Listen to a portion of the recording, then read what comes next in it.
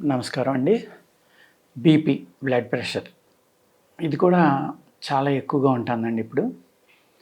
ఈ బీపీ అనేది మనస్సుకి అంటే బ్రెయిన్‌కి, మీ ఆలోచనకి, బీపీకి చాలా ఎక్కువ కనెక్షన్ ఉందండి. బీపీకి చాలా చక్కని మందులున్నాయి ఆయుర్వేదంలో. కానీ బీపీ నేను ఎవరొచ్చినా చెప్తాను తగ్గుతుంది కానండి, పెర్మనెంట్ క్యూర్ అని మీరు అనుకోవద్దు. ఎందుకంటే పెర్మనెంట్ క్యూరే అది. కానీ మీరు ఆలోచన అంటే కోపం వచ్చినా, దుఃఖం వచ్చినా బీపీ ఆటోమేటిక్‌గా పెరిగిపోతుంది. అప్పుడు నా మందు పని చేయట్లేదు, లేకపోతే నాకు మళ్ళీ వచ్చేసిందని అనుకోవద్దు. అది టెంపరరీగా ఉన్నదే అని చెప్తూ ఉంటాను. ఆ కోపం వచ్చినప్పుడు తగ్గుతుంది, పెరుగుతుంది, మళ్ళీ మర్నాటికి తగ్గిపోతుంది. ఈ బీపీ అనేది రక్తంలో వేడి పెరిగిపోవటం వల్ల వస్తుందండి. ఒకటి కారణం. రెండోది గ్యాస్ట్రిక్ ప్రాబ్లమ్ వల్ల వస్తుంది. మూడోది రక్తం చిక్కబడడం వల్ల వస్తుంది. ఇక్కడ మళ్ళీ రక్తంలో వేడి పెరిగిపోవడానికి, రక్తం చిక్కబడడానికి కూడా ఈ గ్యాస్ట్రిక్ ప్రాబ్లమ్ అనేది ఒక రీజన్. అదేవిధంగా మనం తినే ఆహారంలో కొంతమంది విపరీతమైన ఉప్పు తింటూ ఉంటారు, విపరీతమైన వేడి పదార్థాలు తింటూ ఉంటారు, వ్యాయామం అనేది కొంచెం కూడా చేయరు. అటువంటి వాళ్ళకి ఈ బీపీ తొందరగా రావడానికి, ఎక్కువ పెరగటానికి ఆస్కారం ఉందండి.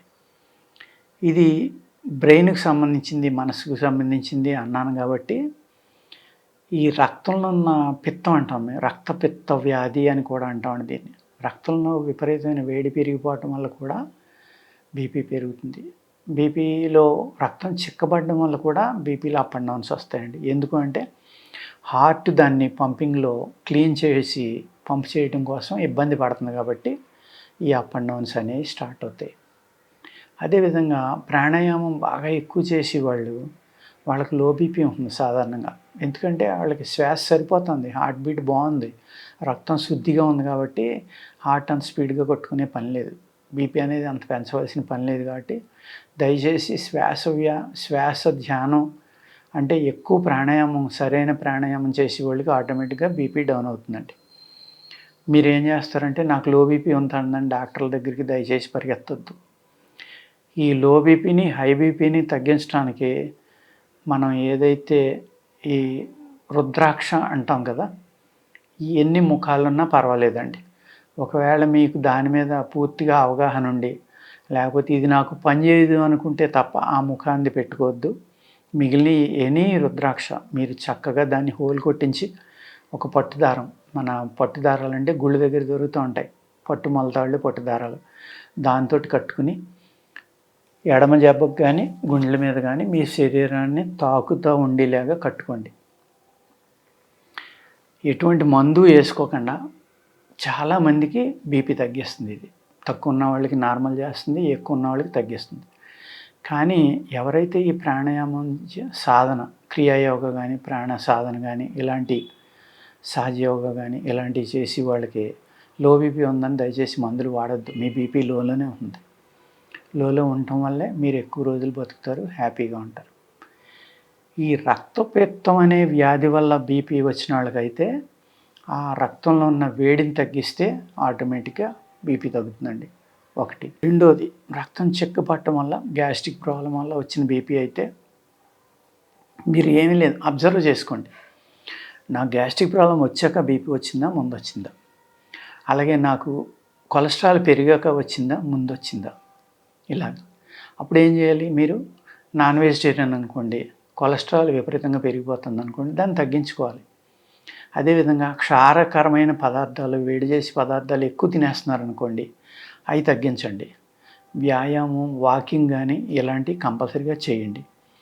మీ దగ్గర మంచి లాన్ ఉంది, లేకపోతే దగ్గరలో మంచి పార్క్ ఉంది, చెప్పులు విడిసేసి ఆ లాన్ మీద తిరగటం మొదలుపెట్టండి.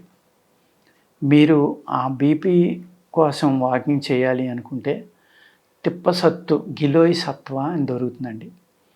ఆ గిలోయ్ సత్వ ఒక భాగం, మీరు తెల్ల మద్ది యొక్క తాట, బార్క్ అంటాం మనం అది, ఈ తెల్ల మద్ది యొక్క తాట ఒక భాగం, 2 తీసుకోండి. 2 తీసుకుని సమంగా కలుపుకుని తెల్ల మద్ది తాటను చూర్ణం చేసుకోండి. ఈ గిలోయ్ సత్వ అనేది తెల్లగా ఉంటుంది, పౌడరే, మీకు ఆయుర్వేద షాపుల్లో దొరుకుతుంది. ఈ 2 సమంగా చేసుకుని ఒక 1.2 గ్రామ్స్ నుంచి 1.5 గ్రామ్స్, 1 గ్రామ్ నుంచి అబోవ్ బెల్లం కలిపిన నీళ్ళతోటి ఇది పరగడుపుని తీసుకోవడం మొదలుపెట్టండి.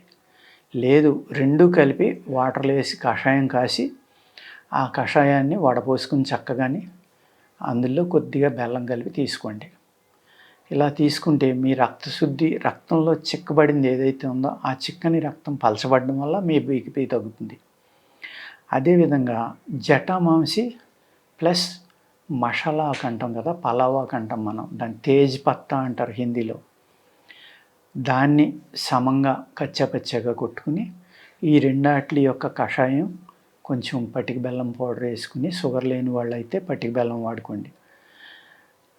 పటిక బెల్లం పౌడర్ వేసుకుని పరగడుపున మీరు దాన్ని చక్కగా కాసుకుని ఫిల్టర్ చేసుకున్న తర్వాత అది కలుపుకొని తాగారనుకోండి, మీ రక్తశుద్ధి అనేది చాలా బాగా అవుతుందన్నమాట. చక్కగా రక్తశుద్ధి అయ్యి మీరు ఈ బీపీ నుంచి చాలా తొందరగా బయటపడటానికి అవకాశం ఉందండి.